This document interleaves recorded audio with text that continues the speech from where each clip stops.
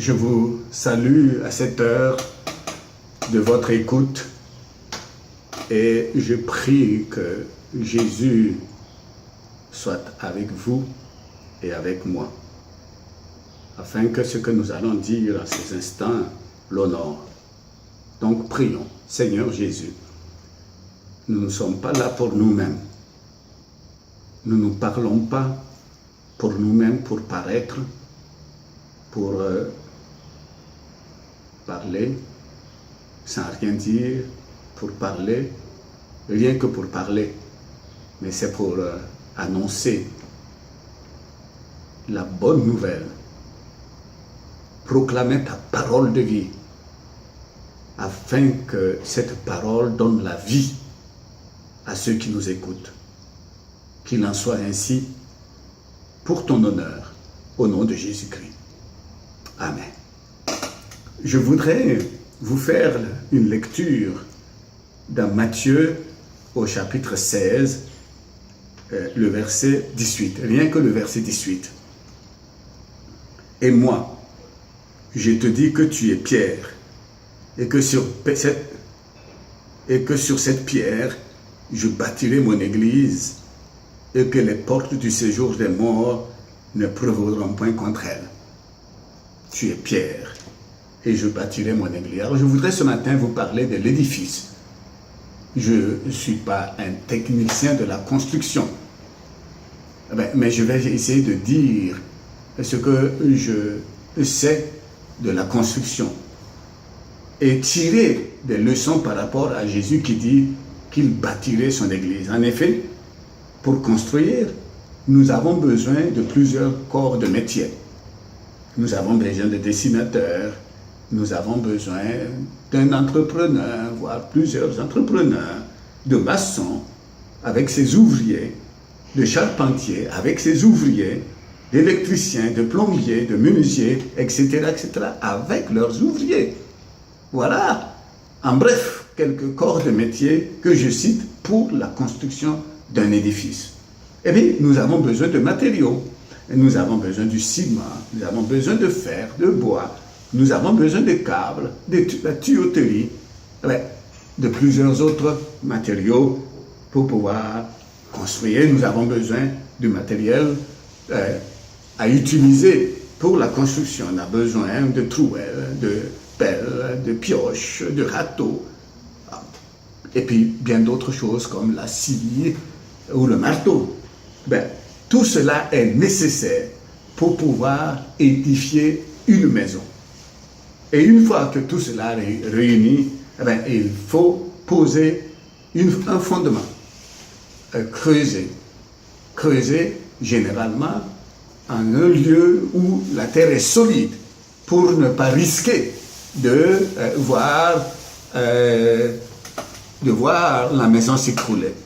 Et c'est ainsi que Jésus, lui qui bâtit sa maison, ne bâtit pas la maison n'importe où, mais il bâtit la maison sur le roc, c'est-à-dire lui-même, qui est le rocher des âges. Et Jésus dit, il va bâtir sa maison. Et vous voyez, bâtir une maison demande beaucoup de réflexion, beaucoup d'engagement, beaucoup de personnel et beaucoup de matériaux. Je bâtirai mon église. Et qui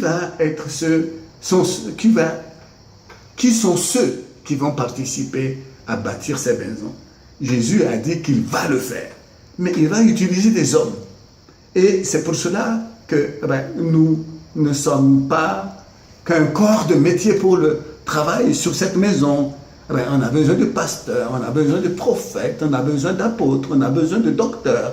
On a besoin des hommes comme ayant reçu de dons d'hospitalité, etc., etc. Nous sommes tous engagés dans la construction de cette maison en fonction de ces dons. C'est comme si nous étions plusieurs corps de métier et chacun à sa place. Et j'ai dit tantôt que nous avons besoin de tout ce monde-là et personne ne peut se prévaloir d'être le seul à pouvoir participer à l'édification de la maison de Dieu. C'est pour cela, pas de prétention, ni de la part de l'apôtre, ni de la part du docteur, ni de la part de l'évangéliste, ni de la part du prophète, enfin, si je ne l'ai pas dit déjà, ben, nous avons besoin de tout ce corps-là. Et chacun à sa place, et chacun dans son métier.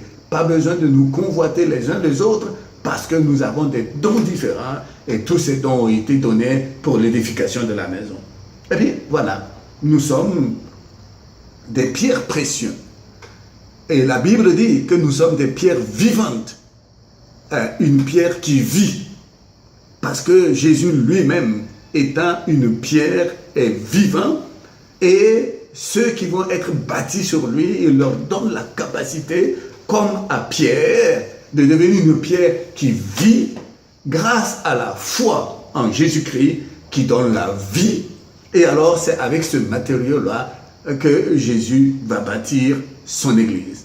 Et une fois que l'Église est bâtie, ben voilà ce qui est dit dans Éphésiens au chapitre 2, versets 19 à 22.